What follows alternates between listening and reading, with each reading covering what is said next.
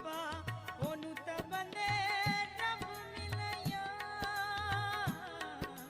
ओनू ता बंदे रब मिलया ओनू ता बंदे रब मिलया ओनू ता बंदे रब मिलया तेरे दर पे ओ तेरे दर पे हाँ तेरे दर पे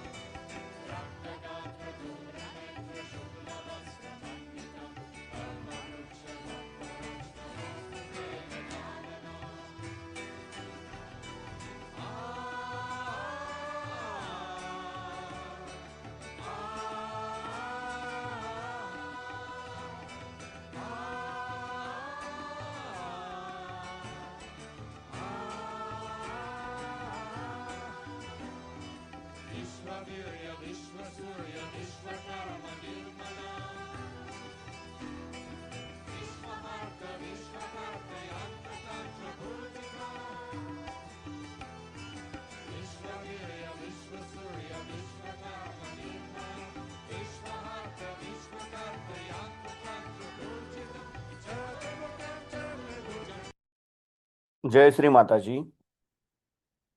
आपण सर्वजण श्रीमाताईंच्या प्रतिमेकडे पाहून नमस्कार करूयात आणि बंधन घेऊयात.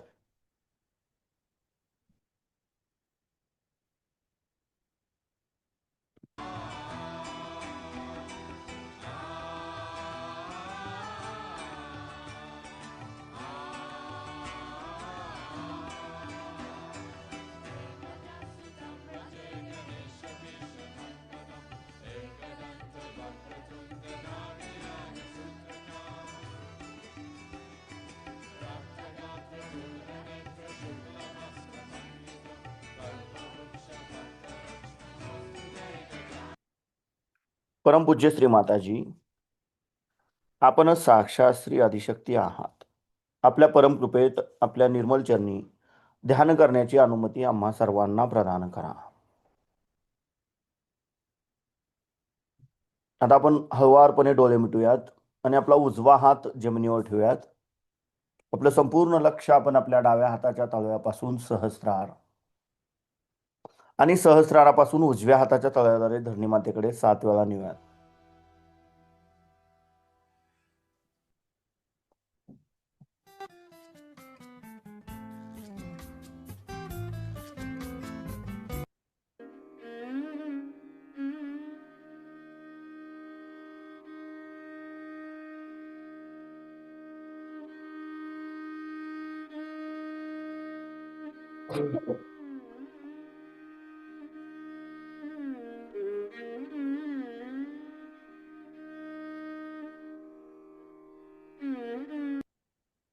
परमपूज्य श्री माताजी, आपण साक्षात श्री महाकाली आहात. आपल्या परमकृपेत आमच्या डाव्या बाजूतील इडा नाडीवरील तमोगुणांचे सर्व दोष, सर्व बाधा हे या उजव्या हाताद्वारे पृथ्वी तत्वामध्ये समर्पित करून घ्या व आमची इच्छाशक्ती शुद्ध व निर्मल बनवा, जागृत बनवा. इथे आपण श्री महाकाली साक्षात मंत्र घेऊया. ओम तमेव साक्षात श्री महाकाली साक्षात श्री आदिशक्ती माताजी श्री निर्मला देवे नमो नमः. आता आपण आपला उजवा हात मांडीवर ठेवूयात आणि डावा हात कोपरात वाकूयात, आकाश तत्वाकडे करूयात. आपलं संपूर्ण लक्ष आपण आपल्या उजव्या हाताच्या तळव्यापासून सहस्रार आणि सहस्रारापासून डाव्या हाताच्या तळव्याद्वारे आकाश तत्वाकडे 7 वेळा.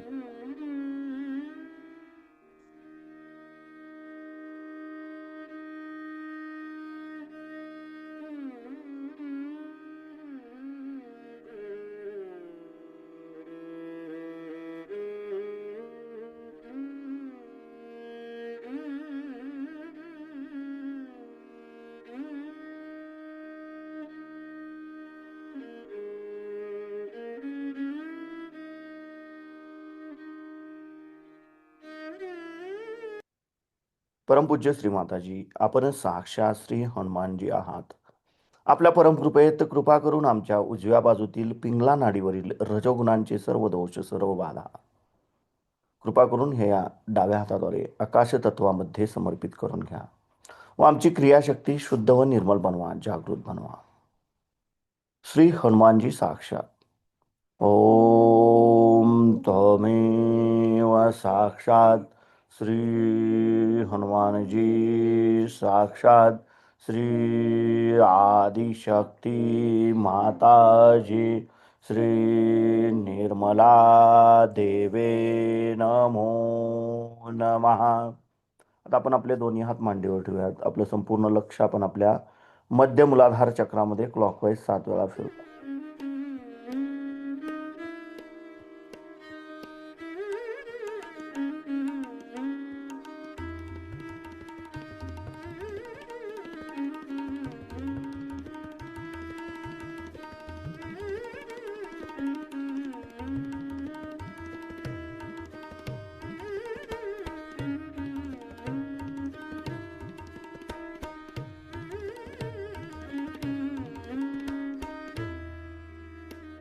परमपूज्य श्री माताजी,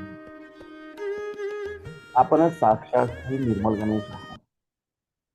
आपल्या परमकृपेत आमच्या मूलाधार चक्राच्या उत्थानाच्या आड येणाऱ्या सर्व बाधा, सर्व दोष, आमच्यामध्ये श्री गणेश तत्व प्रस्थापित होण्याच्या आड येणाऱ्या सर्व बाधा कृपा करून हे या पृथ्वी तत्वामध्ये समर्पित करून घ्या व आमच्यामध्ये श्री गणेश तत्व जागृत करा. आम्हाला श्री गणेशांसारखे अबोधित व पवित्र बनवा. श्री निर्मल गणेश साक्षात. ओम तमेव साक्षात श्री निर्मल गणेश साक्षात श्री आदिशक्ती माताजी श्री निर्मला देवे नमो नमः. आता आपण आपला उजवा हात आपल्या ओटीपोटावर डाव्या बाजूला दाबून धरूयात. परमपूज्य श्री माताजी, आपल्या परमकृपेत कृपा करून आम्हाला शुद्ध आणि निर्मल विद्या प्रदान करा. परमपूज्य श्री माताजी, आपल्या परमकृपेत कृपा करून आम्हाला शुद्ध आणि निर्मल विद्या प्रदान करा. कृपा करून आम्हाला शुद्ध आणि निर्मल विद्या प्रदान करा. तर आपण आपला उजवा हात आपल्या मध्य नाभी चक्रावर ठेवूयात.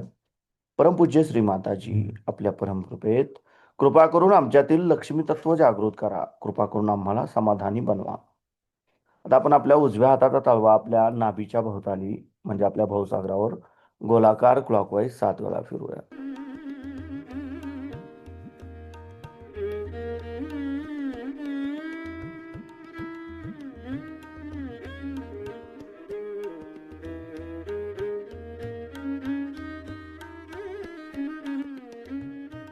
परमपूज्य श्री माताजी, आपण साक्षात श्री हरिगुरु दत्तात्रय आहात. आपल्या परमकृपेत कृपा करून आमच्यातील गुरुतत्व जागृत करा. कृपा करून आम्हालाच आमचा गुरु बनवा. कृपा करून आम्हालाच आमचा गुरु बनवा. आता आपण आपला उजवा हात आपल्या हृदयावर ठेवायचा डाव्या बाजूला. परमपूज्य श्री माताजी, आपल्या परमकृपेत मी केवळ एक शुद्ध आत्मा आहे. मी मन नाही, बुद्धी नाही, शरीर नाही, अहंकार नाही. मी केवळ एक शुद्ध आत्मा आहे. मी केवळ एक शुद्ध आत्मा आहे. कृपा करून आपण आमच्या हृदयामध्ये विराजमान व्हा. आपण आपला उजवा हात आपल्या मानेवर डाव्या बाजूला लावून धरूयात. परमपूज्य श्री माताजी, आपल्या परमकृपेत मी निर्दोष आहे. मी निर्दोष आहे. मी निर्दोष आहे. मी कुणाचाही दोषी नाही. निर्दोष आहे. आपण आपला उजवा हात आपल्या कपाळावर लावून धरायचा आहे. परमपूज्य श्री माताजी, आपल्या परमकृपेत मी माझ्यासहित सर्वांना अगदी हृदयापासून क्षमा केली आहे. माझ्या मनात कुणाबद्दलही राग नाही, द्वेष नाही. मी माझ्यासहित सर्वांना अगदी मनापासून क्षमा केली आहे. कृपा करून आम्हाला सदैव क्षमाशील बनवा. आपण आपल्या उजव्या हाताचा तळवा आपल्या सहस्रारावर घट्ट लावून धरूयात आणि जागच्या जागी गोलाकार क्लॉकवाईज 7 वेळा फिरवूया.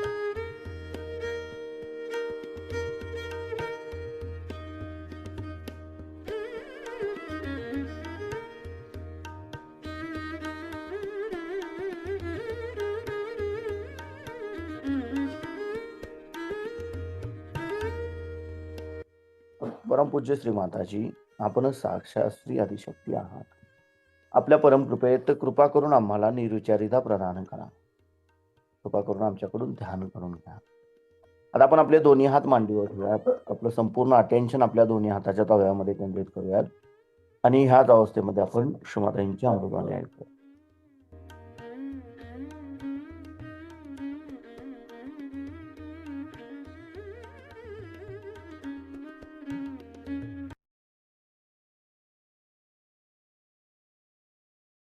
द्योतक है।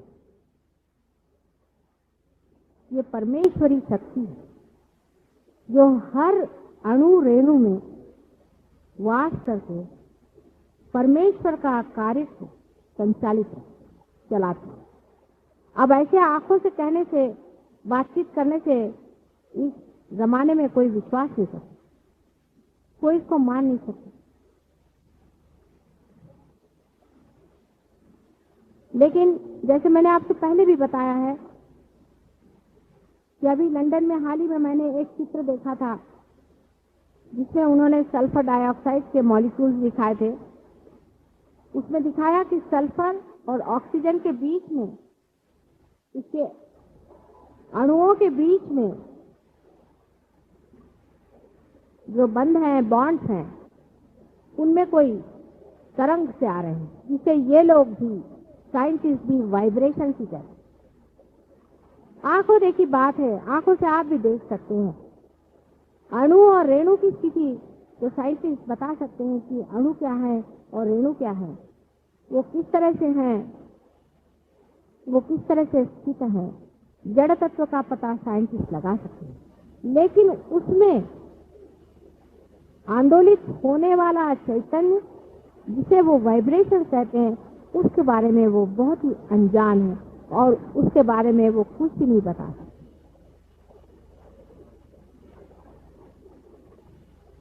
हर एक जगह वो तत्व आंदोलित हो रहा है, वो जड़ में है, वनस्पति में है, पशुओं में है और आप में।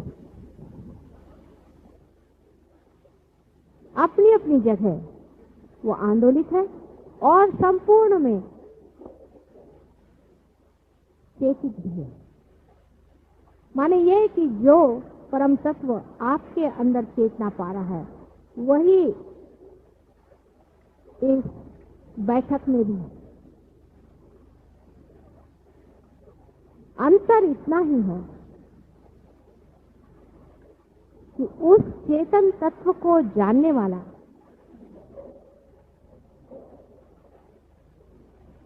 इसमें अभी जागरूक नहीं हुआ है, लेकिन मानव में ही ये जागृति आई हुई है कि उस चेतन तत्व को जाने। यही चेतन तत्व, परम तत्व, सारे संसार का संचालन, जो कुछ भी है, संसार का जो भी कुछ है, वो इसी का बनाया है। आप अगर कहें कि ये पंखा है, ये किससे बना है? ये भी उसी चेतन तत्व की ही चालना से ही मूर्त स्वरूप में आज पंखे के रूप में आया है। साइंस भी उसी चेतन तत्व की चालना से, उसी की प्रेरणा से ही हमारे बुद्धि में समाया हुआ दृष्टिगत होता है। जो वाणी आज हमारे मुख से निकल रही है, वो भी उसी चेतन तत्व के प्रभुत्व में चलती है। सब कुछ उसी चेतन तत्व से चल रहा है। आप इसी से समझ लें कि हमारे अंदर जो जीवन है, वो उसी चेतन तत्व का आविर्भाव है। जिस दिन ये हृदय बंद हो जाएगा, उस दिन आप देखिएगा कि यही वाणी रुक जाएगी, आंखें रुक जाएंगी, विचार आना रुक जाएगा, कहना सुनना बंद हो जाएगा। ये शरीर एक व्यर्थ सा बुझे हुए दीप जैसा खत्म हो जाएगा। फिर चेतन तत्व को जानने की क्या जरूरत है? ये जरूर जान लेना चाहिए। इस युग में मानव ये सोचता है ये सब जानने की क्या जरूरत है, भगवान भगवान करने की जरूरत क्या, ये इसका हमें क्या फायदा है, इसके पीछे में क्यों भागे, क्यों समय बर्बाद करें, अपनी जिंदगी को क्यों ना आनंद में रखें। लेकिन एक बड़ा भारी सत्य है जो हमसे छिपा है माया के रूप में, कि आनंद सिर्फ चेतन ही स्वरूप अपना सकते। इसीलिए संसार में आप किसी से भी पूछो, कोई रईस हो, गरीब हो, क्या भाई तुम सुखी हो? कहेगा नहीं भाई। तुम्हें आनंद आ रहा है? नहीं आ रहा। आखिर जिस देश में, अपने देश को छोड़ दीजिए, लेकिन और देशों में जहाँ पर इतनी अधिभौतिक प्रगति हो गई है, जहाँ लोग इतने ऊंचे सिरे पर पहुंच गए हैं कि उनके पास सारी सुख मिल रहा है, वो लोग महान दुखी क्यों हैं? सोचने की बात है। बहुत से लोगों में ये विचार ही नहीं उत्पन्न होता है कि हमें आनंद क्यों नहीं मिलता। हम किसी भी चीज की ओर दौड़ते हैं। सारे इकोनॉमिक्स का ही आधार स्तंभ एक ही वाक्य है कि no economic want in fashion. किसी भी इसकी आप जरूरत रखें। आज आपको चूड़ियों की जरूरत है, चूड़ियां मिल गई। चूड़ियों के बाद आपको जब मिल गई तो उसका कोई अर्थ नहीं रहा, फिर आपको साड़ी चाहिए। साड़ी मिलने के बाद में आपको कुछ और चीज चाहिए, उसके बाद में कुछ और चीज। In general no economic want is fashion. इसका मतलब यह है कि मन उस चीज को हर एक चीज में खोज रहा है, लेकिन किसी भी चीज में वो तृप्त नहीं है। तृप्ति कहीं भी नहीं होती, प्यास कहीं भी नहीं दिखती है, प्यास बढ़ती ही जाती है। बढ़ती ही जाती है, बढ़ती ही जाती है। प्यासा ही का प्यासा आदमी मर जाता है, फिर जन्म लेता है, फिर प्यासे जैसा दौड़ता है। धर्म में भी वो दौड़ते ही रहता है, खोजते ही रहता है, लेकिन आनंद नहीं पाता। कारण उसका एक ही है कि जिस चीज से आनंद का उपभोग होता है वही चीज हमारे अंदर अभी जागरूक है। एक अगर दीप है और अगर वो चाहे कि मेरे से प्रकाश, मेरे अंदर प्रकाश और बाहर प्रकाश, तो उसके अंदर दीप ही जलाना पड़ेगा, दूसरा कोई भी मार्ग उसका नहीं। वो प्रकाश से भाग कर अगर प्रकाश जलाना चाहे तो कैसे प्रकाश आए? परम तत्व से मुंह मोड़ करके आप कभी भी इस संसार में आनंद नहीं पाए। अब ये कोई मैं नई बात नहीं बता रही, ऐसी बातें हजारों वर्षों से ऋषियों मुनियों ने इस भारतवर्ष में, इस योग भूमि में और भोग भूमियों में भी बहुतों ने कही और कहा और कह के मर भी गए और फिर से जिंदा हुए, फिर कहा, फिर मर गए, दुनिया भर की चीज हो गई, पर किसी ने इसको पाया। अंतर इतना ही है कि मैं आपको थोड़ा इस आनंद का दर्शन मात्र दे।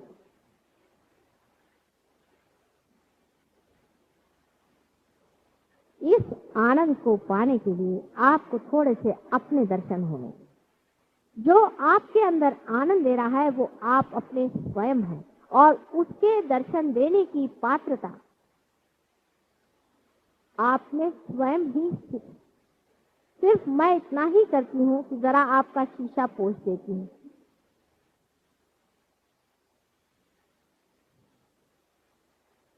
इसकी भी बहुत लोग ऐसी चर्चा करते हैं कि बड़े बड़े युगों के और कल्पांतरों के बाद में ही ऐसी दशा में मनुष्य आता है कि वो इस चीज को पाता होगा। और ऐसा भी कहते हैं कि ऐसे कैसे संभव हो जाता है। आजकल कलि युग में तो मनुष्य अत्यंत घृणित हो गया है और वो किस तरह से पा सकता।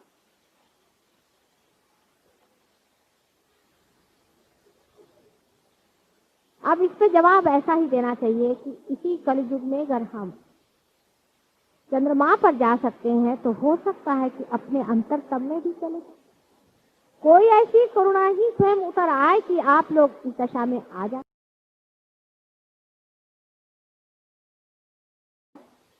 क्यों नहीं हो सकता? आखिर इतने दिनों से जो आप घंटियां बजा रहे थे और आरतियां उतार रहे थे और आवाहन पे आवाहन हो रहे थे, हजारों देवताओं के जो पूजन हुए थे और जो मस्जिदों में बुलंद आवाज से परमेश्वर को पुकारा जा रहा था, वो क्या कोई सुनने वाला कोई बहरा था जो कभी सुन ही नहीं सकता? या तो एकदम वो बहरा ही था या आप एकदम ही मूर्ख थे। और अगर सुनवाई हो गई हो और अगर समझ लीजिए कोई इंतजामात हो गए हो तो उसमें इतनी शंका करने की क्या जरूरत है? आपकी गठरी से मैं कुछ लेती नहीं हूं, आपसे मैं कुछ मांगती नहीं हूं, आप ही मैं आपको जगा रही हूं, आप ही की शक्तियां आप में दे रही हूं। लेकिन मनुष्य बड़ा विचित्र, जो आपकी सारी पावर्स और शक्तियां खींच ले और अपने वश में करके आपको नचाए, ऐसा आदमी आपको पसंद आता है। जो जन्म जन्मांतर तक आपको लूटता रहे, आपके पैसे, आपकी इज्जत आबरू, उसके पीछे भागना आपको पसंद आता है। बड़ा अजीब मनुष्य का मन है।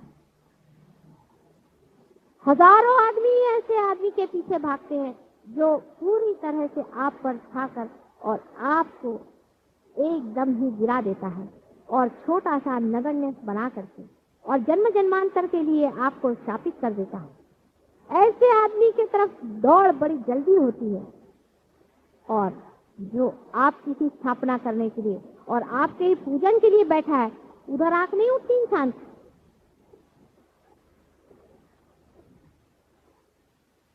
उधर विचार क्यों नहीं आता, सोच क्यों नहीं? इस पागल जैसे मैं जहां दौड़ा जा रहा था, इतने दिन तक मैंने इसमें क्या पाया?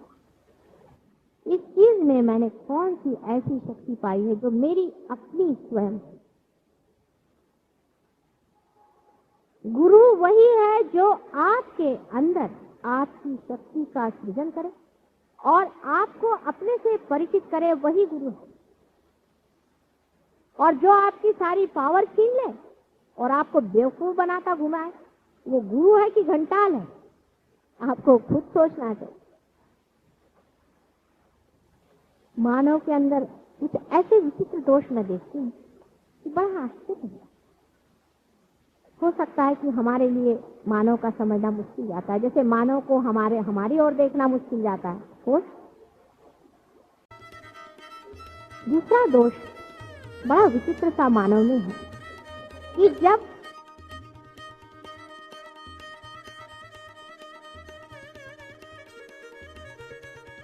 हळुवारपणे डोळे उघडूयात आपण.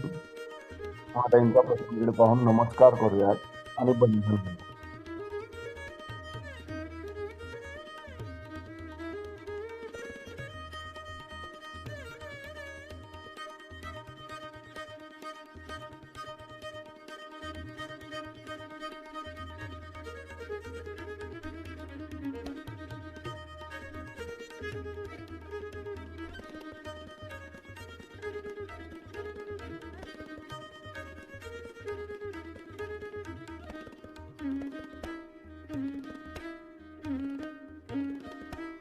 जय श्री महाराज.